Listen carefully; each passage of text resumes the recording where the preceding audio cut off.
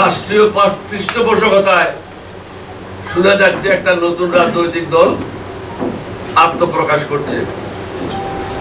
এখন আমাদের প্রশ্ন হলো, অবশ্যই সকলের রাজনৈতিক দল গঠন করার অধিকার রয়েছে, কিন্তু রাষ্ট্রীয় পৃষ্ঠপোষকতায় নয়। লক্ষ লক্ষ লোক জমায়েত হচ্ছে, তারা দেশের বিভিন্ন জায়গা থেকে আসছে, বাসে আসছে, কেউ ট্রাকে আসছে। এই পয়সাগুলি কে যোগান দিচ্ছে, এটা মানুষকে সবাইকে চিন্তা করতে হবে। লক্ষ লক্ষ লোক জমায়েত করা কঠিন না, কিন্তু হাজার হাজার কোটি টাকা কোত্থেকে যোগান দেওয়া হচ্ছে, এটা সমগ্র জাতিকে চিন্তা ভাবনা করতে হবে। আমি আশা করব আমাদের সব রাজনৈতিক দল এই বিষয়গুলি নিয়ে চিন্তা করবে, গবেষণা করবে এবং জাতির সামনে তাদের মতামত তুলে ধরবে। রাজনৈতিক দলের অনেকগুলি রাজনৈতিক দলের আবদারের পরিপ্রেক্ষিতে বিভিন্ন জায়গায় পদায়ন করা হচ্ছে। আমাদের অনুরোধ হবে, আপনারা পদায়ন করেন, কিন্তু পদায়ন করার আগে তার ইতিবৃত্তান্তগুলি বের করে নিতে হবে। এই লোকটা এই পদের জন্য উপযুক্ত কিনা, তার মাধ্যমে দেশের উপকার হবে কিনা। আমাকে খুশি করার জন্য, রাজনৈতিক দলকে খুশি করার জন্য তাদের লোকগুলি আপনি বিভিন্ন জায়গায় বসে দেশের জন্য দুর্ভোগ ডেকে নিয়ে আসবেন, এটা কোনো প্রকারে গ্রহণযোগ্য নয়। জাতীয় সংসদ নির্বাচনের পর আমরাই সিদ্ধান্ত নেব, যারা নির্বাচিত হবে তারাই সিদ্ধান্ত নেবে স্থানীয় সরকারের নির্বাচনগুলি কখন কিভাবে হবে। মুক্তিযুদ্ধকে কোনো অবস্থাতেই খাটো করে দেখার বিষয় নাই, এবং মুক্তিযুদ্ধের সাথে কোনো কিছু তুলনা করারও বিষয় নাই। এই সংগ্রাম হয়েছে 1 মাস, 1 মাসের মধ্যে মৃত্যুবরণ করেছে ধরে নেন 3000, আর মুক্তিযুদ্ধ করেছি আমরা দীর্ঘ 9 মাস। 3 লক্ষের অধিক মানুষ শহীদ হয়েছে, 2 কোটির মতো লোক গৃহহীন হয়েছিল, অনেক মা বোনেদের ইজ্জত সম্ভ্রম হানি হয়েছিল। কিন্তু এইবার আমাদের যে কর্মসূচি হয়েছে, এই কর্মসূচিতে মা বোনদের ইজ্জত তো হানি হয় নাই। গুলিবিদ্ধ হয়েছে, কেউ চোখ হারিয়েছেন, কেউ অঙ্গহানি হয়েছে, বিভিন্নভাবে আপনারা আহত হয়েছেন, শাহাদত বরণ করেছেন। সুতরাং মুক্তিযুদ্ধের ব্যাপারে মন্তব্য না করার জন্য আমি সাবধান করে দিচ্ছি। কোনো অবস্থাতেই মুক্তিযুদ্ধকে খাটো করে দেখা যাবে না।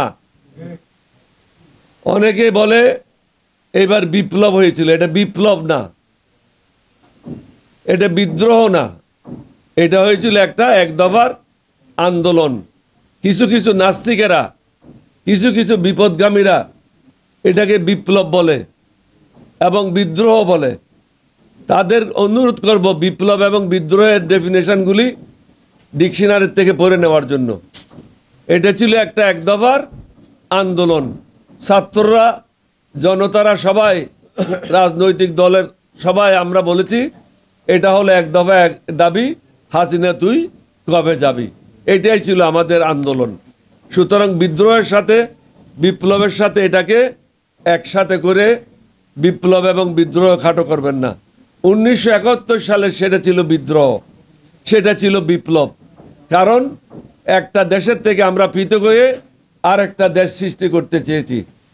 এইবারের জুলাই অগাস্টের যে আন্দোলন, এটা আমরা এক দেশ থেকে আরেকটা দেশ সৃষ্টি করতে চাই নাই।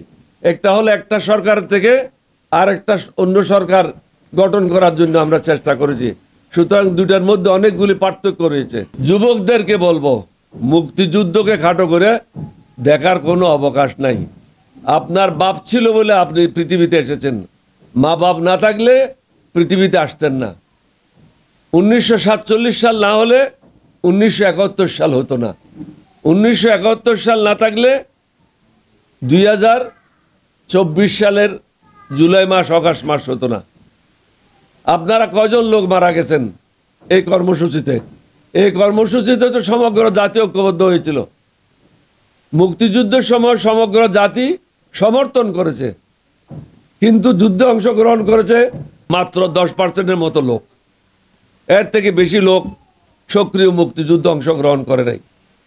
কিন্তু আপনাদের যে প্রোগ্রাম ছিল, কর্মসূচি ছিল, প্রত্যেকটা রাজনৈতিক দল মাঠে নেমেছিল, সাধারণ জনগণ মাঠে নেমেছিল।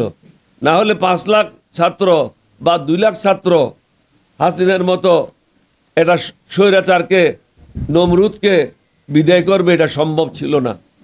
সুতরাং এখানে আপনাদের একক কৃতিত্ব নেওয়ার বা এখানে কাকেও একক কৃতিত্ব দেওয়ার কোনো বিষয় নাই। আমরা বলতে চাই এখানে প্রত্যেকটা রাজনৈতিক দল হাসিনার বিরুদ্ধে যারা ছিল এবং প্রত্যেকটা মানুষ যারা হাসিনার বিরুদ্ধে ছিল তারা সবাই ছাত্র জনতার সাথে রাস্তায় নেমেছিল। সুতরাং আপনারা যদি মনে করেন আপনারা আলেকজান্ডারের মতো দিগ্বিজয় করেছেন, এটা কিন্তু সত্য না।